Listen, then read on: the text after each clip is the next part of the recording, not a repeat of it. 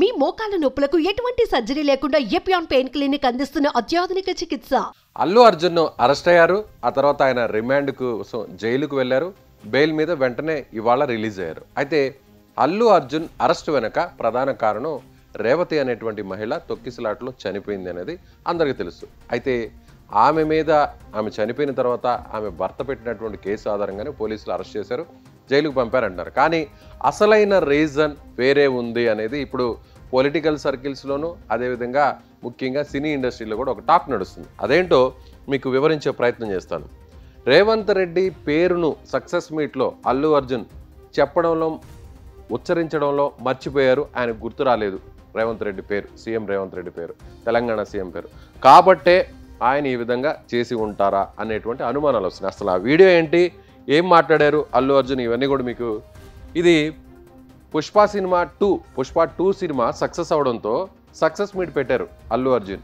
So ఆ రోజు ఏం జరిగిందో ఆయన అందరి పేర్లు చెప్తూ థ్యాంక్స్ చెప్తున్నారు. అంటే సినిమా టికెట్ రేట్లను హైక్ చేయడానికి కోసం తెలంగాణ ప్రభుత్వానికి, ఏపీ ప్రభుత్వానికి ఆయన థ్యాంక్స్ చెప్పారు.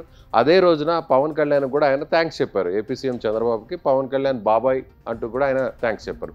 అదే సందర్భంలో తెలంగాణ ప్రభుత్వానికి సీఎం పేరును ఆయన రేవంత్ రెడ్డి అని పలకడానికి మర్చిపోయారు. అదేంటో మీకు చూపిస్తాను చూడండి. And ముఖ్యంగా ఇవాళ I'd like to thank the government of Telangana for giving us a special prize. ఇవాళ ఫిల్మ్ ఇండస్ట్రీ ఇంత సపోర్ట్ చేసినందుకు ముఖ్యమంత్రి సారీ మాట్లాడి గొంతు ఆరిపోయింది. I'd like to continue from where I stopped. Sorry, I'd like to continue from where I stopped. Firstly, I'd like to thank the government of Telangana, especially the respected Chief Minister Revanth Reddy garu. Thank you so much.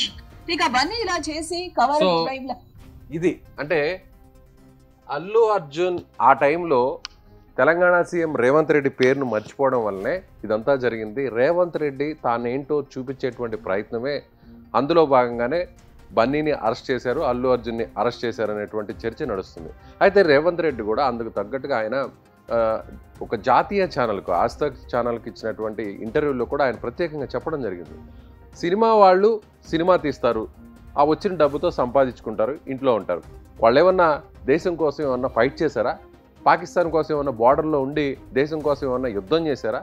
అక్కడ ఒక మహిళ చనిపోయింది, ఆ మహిళ కుటుంబం గురించి ఎందుకు ఆలోచించరు? మేమే టికెట్ల రేట్లను పెంచేయడానికి మేమే అనుమతినిచ్చాము, అలాంటిది మేము ఎందుకు ఈ విధంగా కక్ష కట్టి చేస్తామంటే ఒక వ్యక్తి కోసం ఈ విధంగా చూడాల్సినటువంటి అవసరం లేదు, చట్టం ముందు ఎవరైనా సమానమే అంటూ కూడా రేవంత్ రెడ్డి చాలా స్పష్టంగా చెప్పారు. ఇప్పటికే దీనికి సంబంధించి కూడా ఇది ఒక పొలిటికల్ టర్న్ తీసుకుంది. ఎందుకంటే బీఆర్ఎస్ పార్టీకి సంబంధించినటువంటి కేటీఆర్ కావచ్చు, హరీష్ రావు కావచ్చు, ఇతర నాయకులందరూ కూడా రెస్పాండ్ అయ్యారు. ఇది అరెస్టు అక్రమం, కావాలని కక్ష కట్టి చేస్తున్నారు అని చెప్పి చెప్తున్నారు. బీజేపీ సైతం ఎమ్మెల్యేలు, ఎంపీలు అందరూ కూడా మాట్లాడినటువంటి పరిస్థితి, కేంద్ర మంత్రులు కూడా స్పందించినటువంటి పరిస్థితి. అంటే ఈ అరెస్టు అక్రమము అంటూ చెప్పడం జరిగింది. సో ఇప్పుడు అల్లు అర్జున్ ముఖ్యంగా ఆయన అరెస్టు వెనక రీజన్ ఏంటి?